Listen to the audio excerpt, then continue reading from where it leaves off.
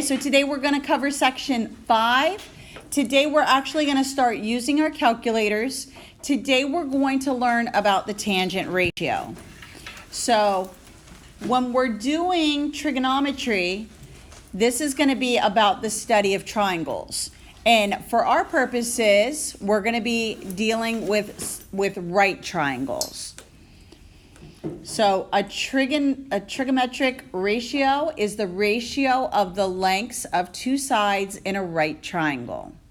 We're going to be using these ratios to find the measures of a side or one of the acute angles in a right triangle. And there are going to be 3 trig ratios that we are going to be working with. Sine. And on your calculator, you're going to see the word sin, and then cosine, and that'll be, you'll have the word cos on your calculator, and then tangent, and that's the one we're talking about today, and that will be tan.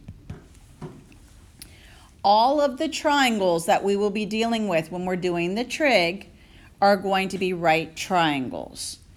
You're going to be given 2 pieces of information, and from those 2 pieces of given information, you will be able to find the answer to any other piece in the triangle. So when I say 2 pieces of information, we might give you one angle and one side, or I might give you 2 sides, and then you'll be able to find any other piece of the triangle. So the next slide has what the tangent ratio is.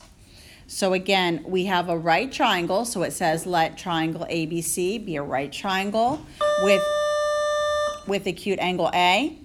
The tangent of A, and it's written as tan A, is defined as follows.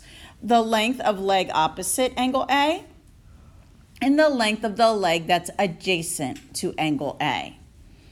So the length opposite is BC, and the length adjacent to A is AC. So when we go to label the sides of our triangle, the first side you should always label is the hypotenuse.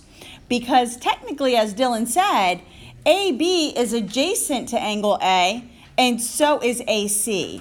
But as soon as I label AB as the hypotenuse, I'm not going to rename it as adjacent.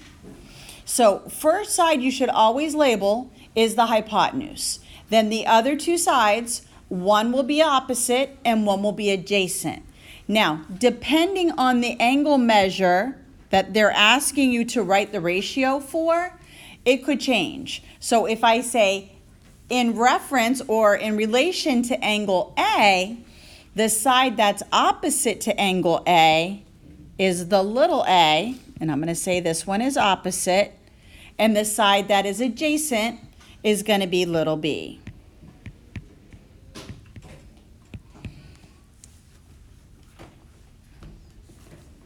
Notice in our ratio, again, remember tangent is defined as opposite over adjacent. So in relation to A, the opposite side was A and the adjacent side was B. Now, if I said instead, find the tangent, and let's do this in blue so we can see the difference. Let's find the tangent of angle B. We will never find the tangent or any of the trig ratios of the 90-degree angle. So I will not ask you to find the tangent of C. It's always for the acute angles. So in this particular triangle, it would either be the tangent of A or the tangent of B. Now, as soon as I talk about a different angle, these names that I've just given the sides also change. So now the side opposite to B is going to be the little b, and the side adjacent to capital B is little a. So now this one ends up being B over A. Okay, so again, we're still not using our calculator. Whenever they ask you to represent or express the tangent as a ratio, all we do is take the side lengths, the opposite and the adjacent, put it in a fraction, and then you would reduce the fraction. You're going to leave it improper, but if you get something that can be reduced, you need to reduce it. So in relation to angle R, which is over here, I need to identify the opposite side and the adjacent side. So the side opposite the 90 degrees is always the hypotenuse. The side that's across from capital R is going to be the 3, so that's opposite. And then the side adjacent to R is going to be this 8. So representing the tangent of R as a ratio, the answer is going to be 3/8. And that's all you do. The hardest part is identifying the names of the sides. Let's try for tangent S. So remember, when you change the angle that you're finding the tangent of, that's also going to change the labels that I just wrote down. So now in reference to angle S, the side that is opposite to S is going to be the 8, and the side adjacent is now the 3. So the tangent of angle S is going to be 8/3. Again, we will never find the tangent for the 90-degree angle. The question says to write it as a ratio, you're not using your calculator. You're just putting the two sides, the opposite and the adjacent, in a fraction. Now we're going to use our calculators for the next slide. Now, whenever we do any of these tangent ratios, or use the tangent or the sine or the cosine, our calculator always has to be in degree mode.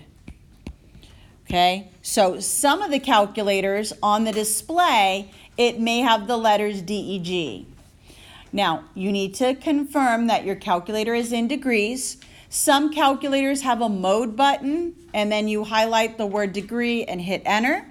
Some calculators have a button that says DRG, and then it'll switch from degrees, radians to gradians.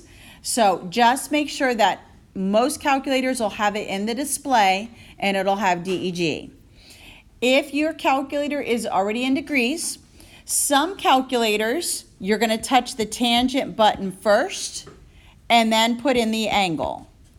And then the answer you should be getting is 1. Other calculators, like the calculators on your phone, you're going to put 45 in first, then hit tan, and you should still get 1. So, depending on the calculator you have, some of them you touch the tangent button first, then put in the degree, and then hit enter. And then other ones you put the number, then hit tan, then hit enter. So try this right now. If your calculator is not in degrees, you will not be getting the answer of 1. So make sure it's in degrees. Here is 1. When you do the next one, you're going to round it to 4 decimal places. So 0.7265. So again, when you're taking the test next week, read the directions and understand which decimal place I want you to round to. It will specify. For example, if I said that I have a special right triangle here of 45 and 45, and if I wanted to find opposite over adjacent, I could do this, 1/1, and then this would be the square root of 2. So these numbers that we're finding are the ratio of the side lengths. So here, notice in the 45/45, opposite over adjacent, 1/1, simplifies to 1. So this number is the ratio of the sides. Whatever the two sides, when you put them in a fraction, simplify to. Does that make sense? Now, then you take that ratio and your calculator will do it for you. It's multiplying it by some set number, and it comes from the tangent tables. All right, everybody good? So next slide. All right, so for parts A and B, I just want you to write the ratios. So in relation to angle A, which side is opposite, the 2 or the 7? Okay, and then the adjacent is? 7. So you would write this as 2/7. Then for the tangent of B, the side that's opposite to B? 7. And the adjacent is 2. Now, in order to find the measure of angle A, I'm going to come up here and use that ratio, but I'm going to use the tangent -1. So whenever they want you to find an angle measure, you take the ratio of the sides. So the tangent -1 of A, what you're going to put in your calculator is going to be 2/7. I should have an equal sign here. Wait, what? So we're going to do, so you're going to do either hit, now you'll do 2 divided by 7. Now those of you who have the graphing calculator, you can actually enter it as a fraction. Now, also what you're going to do, if you just have the scientific, when you go to do this, you're going to hit second, if that's what your calculator does, then you're going to hit tangent, and then it'll open up tangent -1. In the parentheses that it opens, you're going to do 2 divided by 7, hit enter, or you can close the parentheses, hit enter, and then hit enter again. And you should be getting, I believe so, on most of the calculators. It depends on your calculator. Wait, would you? For these two, we're going to round to the 10th place. Do the same thing for B. You're going to hit second, tangent -1, and you're going to do this time 7 divided by 2, hit enter, and you should be getting 74.05 something. We're going to round it to the 10th place, so 74.1 degrees. One way that you can confirm that you've done this right, both A and B should be acute angles, and they should be complements. So when you add these two, you should be getting 90 degrees. So 15.9 plus 74.1 gives me 90 degrees. So I know I calculated it correctly. Now, the next slide, whenever you see instructions that say complete the triangle, that means I want you to find every missing angle and every missing side. So I need to find this side down here. I could call this little b. And then I need to find the measure of angle B and the measure of angle A. How am I going to find little b? Pythagorean theorem. Anybody recognize this? It's a triple. Okay? If you didn't recognize the triple, then we're going to do a squared plus b squared equals c squared. So 8 squared plus b squared equals 17 squared. I'm going to do Pythagorean theorem. 64 plus 289 plus b squared. Sorry, I'm writing it in the wrong place. Plus b squared equals 289. Subtract the 64. B squared equals 225, square root it, and B equals 15, which is a Pythagorean triple. Now that I have the numbers for opposite and adjacent, now I can do the tangent -1 to get those angle measures. So if I wanted to find the measure of angle A, I'm going to do, so the measure of angle A, tangent -1. Remember, so the ratio that you're going to put in your calculator is opposite and adjacent in relation to A. So opposite of A is 8 and adjacent is 15. So you're doing 8 divided by 15.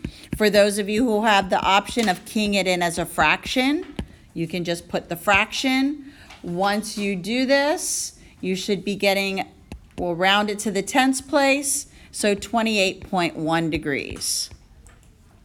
So that would be the measure of angle A, 28.1. going to do the same thing for angle B. So for angle B, tangent -1, put in the ratio of the sides, 15/8 or 15 divided by 8. And this is going to give me approximately 69.1. 61.9. So angle A is 28.1 and angle B should be 61.9. One way that you can confirm that you've done them right is you can take the two angles, add them together, and they should equal 90 degrees, which they do. Now, if you were confident in your answer for angle A, again, remember angle A and angle B are complementary, so you could have also taken 90 minus the 28.1, and you could have also gotten 61.9 that way. So there's more than one way to do this. The only problem is if you've made a mistake in calculating angle A, then angle B will also be incorrect. We have one more example, and it only wants us to find the value of x to the nearest tenth. So for here, I don't have enough side lengths to do Pythagorean theorem. It's not a special right triangle because it has a 24-degree angle. So here is where I'm going to use the tangent function, and I'm going to set up an algebraic equation with my trig function of tangent to solve for this. So again, I'm going to look and see, I can see that x is the opposite and 20 is the adjacent side to the 24-degree angle. So I'm going to set up my equation as tangent of 24 is equal to opposite, which is x, over 20. I now have an equation that I can solve. The first thing I want to do is get rid of the fraction. So I'm going to multiply both sides by 20. And then from there, this will cancel. And now I'm going to multiply 20 times the tangent of 40, and that will give me the measurement of side x. So once I multiply this, and I'm going to round to the nearest tenth, my answer here is 8.9. So x equals 8.9 is the missing side. And that is the last example using the trig function. So again, if you have not gotten a calculator yet, make sure you get one as soon as possible. You will need to use it for some of the questions on the test next week. So you should be practicing how to use your calculator. The homework for this is on Canvas. So complete the homework and submit to Canvas.